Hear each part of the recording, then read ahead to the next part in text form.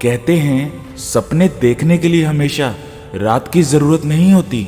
कुछ सपने ऐसे होते हैं जो इंसान दिन के उजाले में जागते हुए देखता है, और जो इंसान अपनी खुली आंख से सपने को सच करने में लग जाए तो फिर उसके जीवन में ऐसा वक्त भी ज़रूर आता है जब हम अपने मुश्किल वक्त को खुश होकर सुनाते हैं।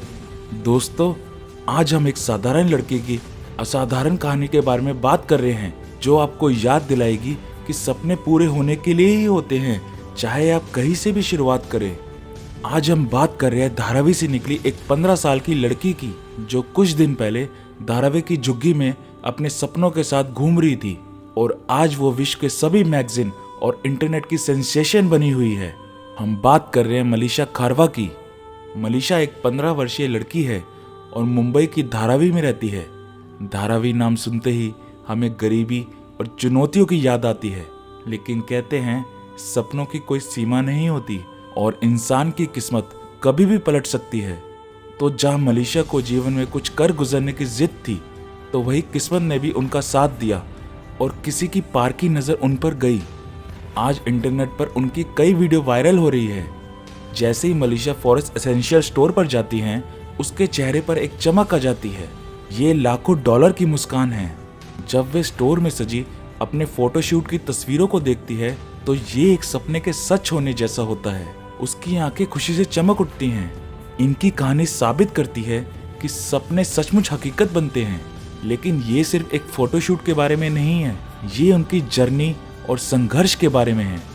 मलीषा लिखती हैं, धारावी से यहाँ तक की जर्नी के हर मोड़ का अपना मजा है, जिसने उन्हें यहाँ तक लाने में बहुत ही इम्पोर्टेंट रोल प्ले किया है।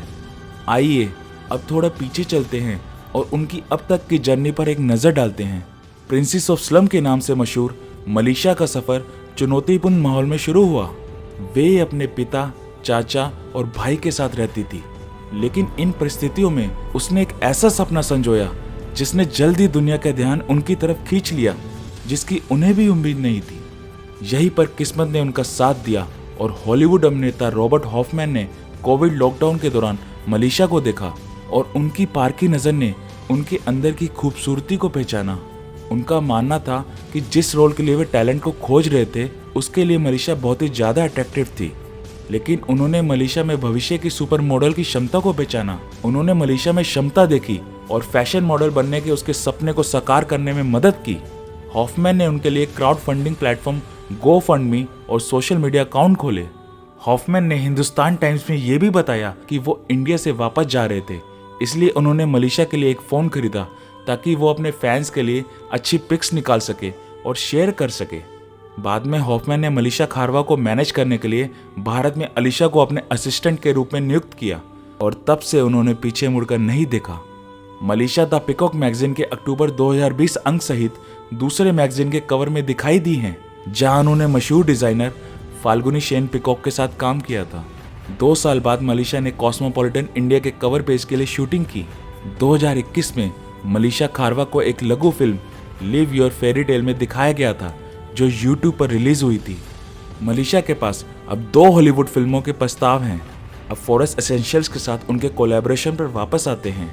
फॉरेस्ट एसेंशियल ब्रांड का उद्देश्य मलीषा खारवा सहित पिछड़े इलाकों के बच्चों को शिक्षा और जागरूकता प्रदान करना है।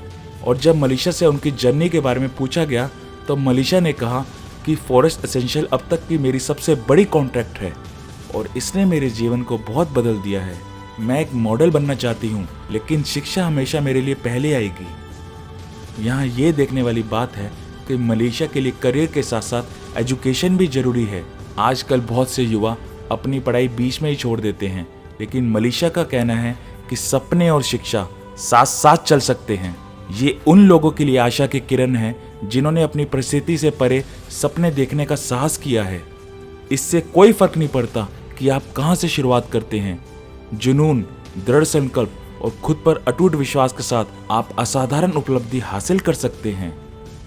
दोस्तों, अगर मलीषा की कहानी से आप थोड़े से भी इंस्पायर हुए हैं तो इस वीडियो को ज़रूर शेयर करें ताकि और लोगों को भी मलीषा से प्रेरणा मिले। और ऐसी और वीडियोस देखने के लिए इस चैनल को सब्सक्राइब करना मत भूलना।